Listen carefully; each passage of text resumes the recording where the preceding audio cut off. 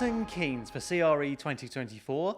I'm Chris from Monkey Nut, and I'm joined by Hannah from Samaritan's Purse. Hi. Hi, good morning. How are you doing today? I'm really, really well. Thank you for joining us here at CRE. Great to have you. Thank you. Why don't you tell us a little bit about Samaritan's Purse? Okay, so I work for Samaritan's Purse.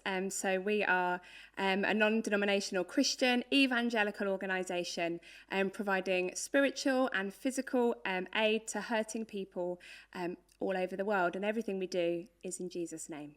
That's such a big task, isn't it? Yeah, it certainly is. And you operate literally all the way around the world. I have some knowledge of what you guys do, but just talk about the expanse of how far Samaritan's Purse goes to help people. Sure. So we work in over 170 different countries all over the world.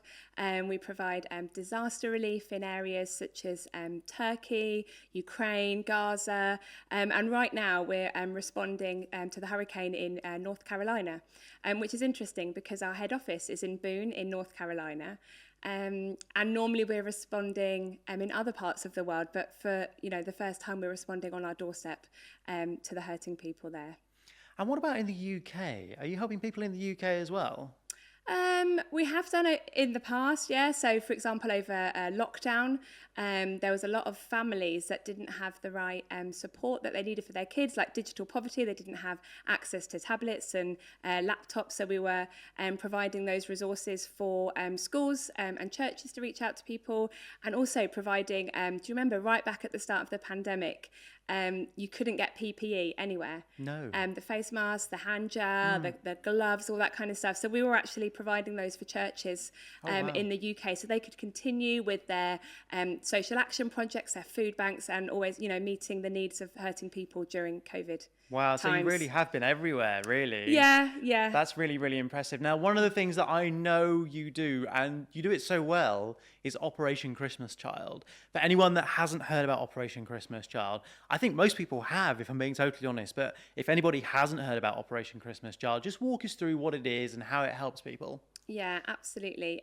So the mission of Operation Christmas Child is to provide God's love in a tangible way to children in need all over the world. And again, like Samaritan's Purse, always responding in Jesus' name. So we pack shoebox gifts from lots of different countries. Right here from the UK, we did 237,000 shoeboxes last year, just from the UK. But worldwide, we did 11 million shoeboxes. Goodness me. So you're probably the next question's probably going to be, what do you put in a shoebox? Well, yeah, that was my next question. Was because how much can you get into a shoebox, really? I think I've packed one once before, Okay. but just run us through some of the things that you should be putting in there, and maybe some of the things you shouldn't be putting in a shoebox. But yeah, both are good, valid questions.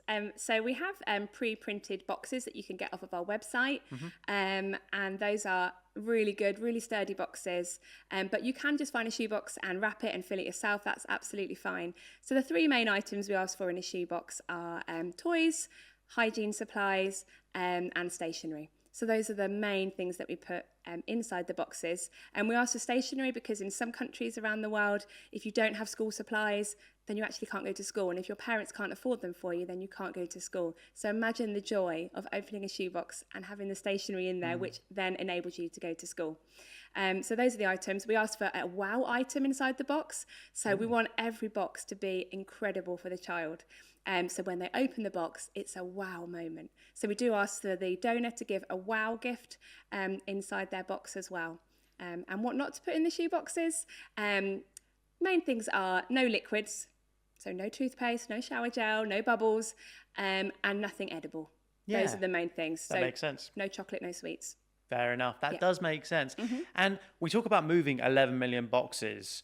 That's a lot of boxes to be moving around the world. Where specifically are you sending them? Okay, so they go to over 100 different countries.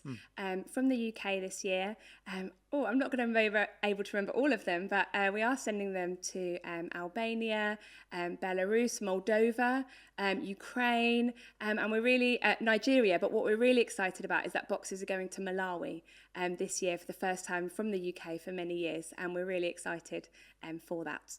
And how are you getting the boxes there? Because to move that many boxes, I remember actually in my church when we've run this, we gather all the boxes from our congregation, and then someone from our church takes it to almost a central church Yeah. in our town, which I guess is the focal point for all the churches in our town.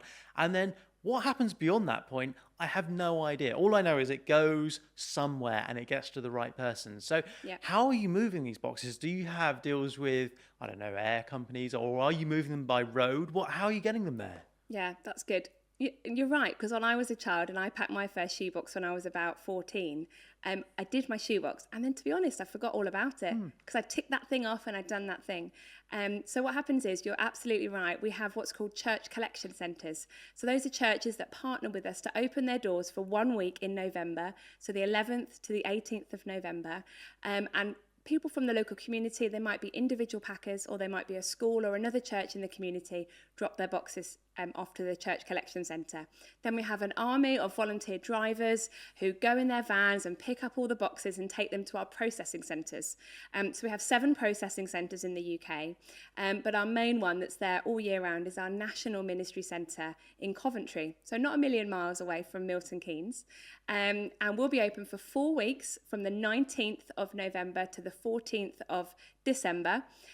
Morning, afternoon, evening, Saturdays, there's a time for everyone to come and check every single shoebox to make sure that what's in it is custom compliant and is a wow gift for the child. So if the box is maybe looking a little bit sad and needs topping up, we will make sure that every box is a wow gift. We won't take anything out of the box or mix and match any of the boxes unless it's one of the few things that are unsuitable. Then we load them onto lorries, into containers. So those containers might be shipped. They might go on road to their destinations. And some of them take longer than others. So to go to Eastern Europe, it might take 3 days to get to Moldova or Ukraine. Some of the others take a lot longer if they've got to be shipped all the way to Africa. Wow, such an amazing journey. And what about if someone wants to write a letter? Would you advise writing a letter and putting that in the box? Do people do that? Absolutely, yeah. So we really encourage people to write a note, put a photograph in as well, so that the child knows who the gift is from. Because you can imagine the child's opening the box and they're thinking, who would love me enough to do a box for somebody? And just to see that photograph and know who it's from is just really special to them. We have a group of what's called full circle speakers who live in the UK but received shoeboxes in their home country, and they go around and share their stories in churches all across the UK. And 9 times out of 10, they'll say their favourite thing in the box was the letter. Oh. Because it just meant so much to them. Of course, I bet it would. Opening that as a child, I could imagine, especially if you're not going to receive a gift that year and that's the only thing you receive, to get something from abroad as well. Yeah. I guess that's quite exciting, quite special. Absolutely, and every box is packed with lots of little goodies and things. And actually, if you've never had a gift before, you then have got something to share with others. So if they have little brothers or sisters, often you see them actually giving a gift, and that's such a joyous thing that they're able to do as well. Lovely. And of course, are you able to slip in things about the Bible or any faith-based things in there, especially if you're going to lots of different kind of countries? Is that a difficult task to get things like that in there? So we actually ask that people don't put religious literature inside the boxes because it's not in their language, and we just can't vouch for what goes inside the box, obviously. But one of the greatest things about shoeboxes and Operation Christmas Child is that what goes alongside the box, we put no religious literature inside the box, but with the box is a small gospel presentation booklet called The Greatest Gift. And that is in their own language, really small booklets. They can choose to have it or not have it, depending on if they want to take it home with them. And it's all about who is Jesus, why did he die for them, and how can they have relationship with Jesus. So that goes with the box. All the boxes are given out by local church partners all over the world. We've got 80,000 churches that work all across the world distributing shoebox gifts. So they have the Greatest Gift booklet. Then, if they want to, they can come back to the church that gave them the shoebox and go on what's called the Greatest Journey. So that is a 12-lesson discipleship program. It's like, we just call it the world's biggest Sunday school, because out of those 11.3 million shoeboxes that were distributed last year, 5.1 million children decided to go on this Greatest Journey. and 2.9 million children made first-time decisions for Christ last year because of Operation Christmas Child shoeboxes. That's impressive, isn't it? Yeah, and that's why we call them go boxes, because every box is a gospel opportunity. Oh, that's very clever. I can see what you've done there. Very well done. Yeah, so if somebody wants to pack a Christmas box this year, perhaps the best place to check first is your website to find out exactly how it's operating and what they can do. Just give us the website so we can find out more. Absolutely. So our website is www.samaritans-purse.org.uk. Hannah, that's brilliant. Thank you so much for sharing about Operation Christmas Child and Samaritan's Purse. Pleasure. And if, like Hannah, you would like to come to CRE next year and talk about your charity, do go onto the website. It's creonline.co.uk.